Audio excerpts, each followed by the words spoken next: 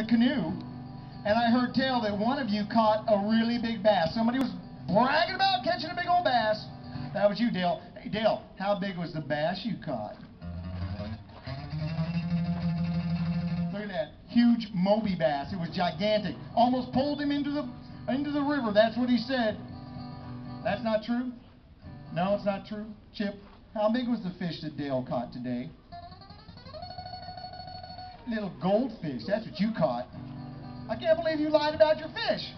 You know what that means? You're now a true fisherman, because that's what we do. We lie about the fish. No, honey, it was this big. It almost pulled me right into the water. Now, what else did you do that was fun today? I know that you did some other fun things, didn't you?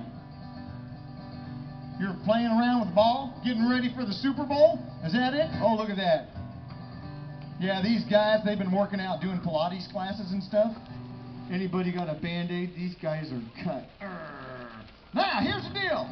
Our good friends Chip and Dale are going to be coming out to say howdy to everybody.